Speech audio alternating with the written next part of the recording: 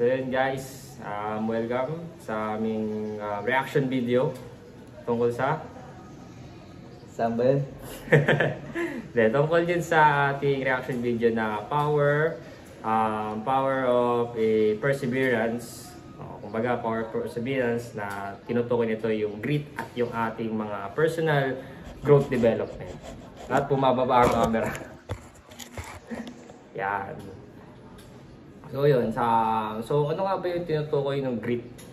So ano nga ba yung grit? Ano nga ba yung growth development? So nandito kami ng aking classmate, si Jake. So ayun nga, itatakal natin yan. So i-discuss namin kung ano ba yung napanood namin doon sa reaction. Gagawa namin siya ng reaction video. Tapos ayun, kung ano yung paano natin ma-achieve yung personal growth, and especially i-discuss natin yan further. But before we start, ako nga pala si Jake Gerald Pelayo at kasama ko si Cyber Narced. Kami ay nag-aaral sa University of Rizal System as a fine arts student first year. So kumbaga itong topic na ito napili namin kasi more of times ito ay related sa amin, especially meron din kaming mga klase na talagang siguro ito yung sagot nila. Especially pagdating din sa mga bagay-bagay na schoolworks, about schoolworks, maaari natin silang matulungan at dahil dito, maaari natin silang mabigyan ng pagkakataon na gawin ito.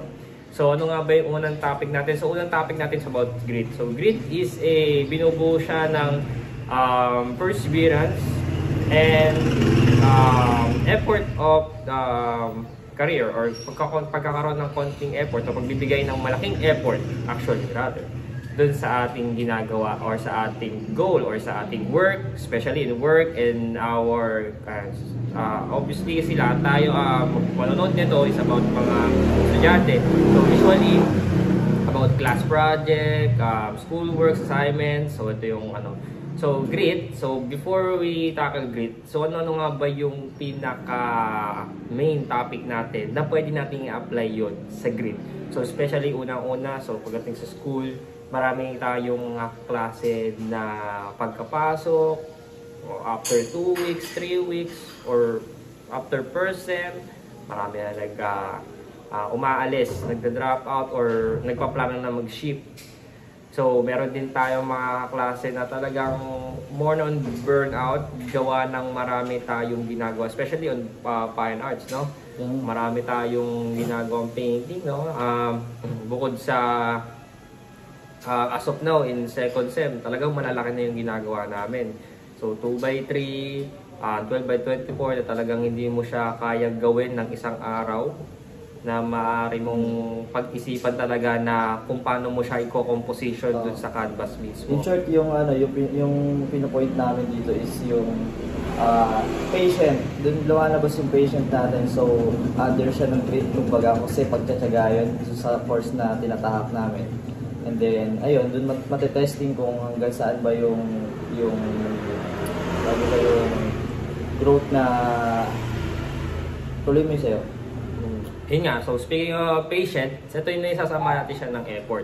So effort, so grit is yun nga, sabi ko nga kanina, ito ay nagbibigay sa atin ng sipag at pagkakaroon ng effort sa isang bagay. Kung talagang ginusto mo yung bagay na yan, o passion mo, so magkakaroon ka ng konting pagpuso doon. Kahit sabihin natin, walang kwenta yung siguro yung talent mo kung hindi mo lalagyan ng effort sa paggawa. So, sige, sabihin natin masipag siya, masipag ka, masipag tayong dalawa, talented tayong dalawa, magaling tayo mag-painting, pero kung mag-i-stuck tayo doon sa isang lugar, hindi nang tinuturo sa atin ng grit na hindi tayo dapat nag-i-stuck or nag-i-stay sa isang lugar. Kasi grit, sabi nga, is perseverance, sipag, ay sinasamahan din to ng konting pag-aaral, hindi lang sa ating hindi lang sa pagpe-painting, kundi sa atin ng sarili. Paano nga ba natin makikilala ang sarili natin? Through painting, through learning, and through our society din. So, bukod ba dito, hindi naman to magagets ng mga bata. Sigurado kasi makakakita lang ng mga bata, like example, sabihin natin mga 9 years old to 12 years old. So, ano ba yung pwede nilang i-develop sa kanilang sarili bukod sa grit? Jake, ano nga ba yun?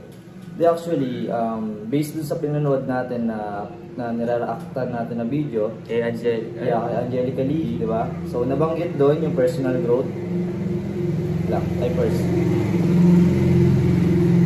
So, ayun nga, nabanggit doon yung personal growth by kay Khalid. Sinabi doon na yung grit ay nagsimula siya, no, sa pagiging bata muna. Siyempre, dumaan siya sa process kung paano na-achieve. And sinabi doon na bago natin ma-achieve yung grit, is dadaan muna tayo sa personal growth. Yung personal growth, marami siyang hinahating parte, which is yung pwedeng sa personal growth din natin. Growth development. Okay, so yung growth development, mauuna siya muna bago natin ma-achieve yung grit na sinasabi dun sa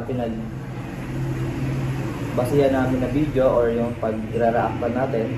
So sinabi doon na Angelica Lee na sabi niya Na maaari din natin itong ma-apply, maaari natin ma-apply din yung ating personal growth development sa ating mga bata na pwede nating ituro sa kanila kung paano nga ba, kung hindi lang sa talino, hindi lang sa talino, hindi lang sa tiyaga, kundi yung personal growth is pagpapadevelop din yun ng kanilang mga sarili as they are mga bata pa lang. So sabi nga nun, tama yung sinabi mo na talagang magsisimula ang lahat sa pagiging bata. And then after that, so magkakaroon na tayo ng pagde-develop sa tulong ng mga magulang natin, sa tulong ng mga guro sa paaralan, na maaari natin itong may apply sa ating kung meron tayong mga kapatid na bata na nahihirapan sa pag-aaral, pwede natin silang matulungan sa pagitan ng panonood ninyo ng aming reaction video. Sabihin ka ba? Alin? Wala na? So, yun. So, pakakit ng outro. Paano isipin mo, paano natin i-outro yan? Dikat na lang natin. Kaya, so, yun. So, yun. Nawa, dito na namin tatapusin ang aming reaction video. So, nawa, meron kayong natutunan about the grit, passion of living ni Angel. Also, yung personal growth, wag natin kakalimutan kasi isa yun sa dahilan para ma-achieve natin yung grit na tinatawag. So, yun guys. Thank you for watching. So, kita-kits sa susunod na reaction video. Again, my name is Jake Gerald Pelayo. My name is Cyber Gwen Merced, and you're watching Unbox Diaries. Unbox Diaries. Peace out.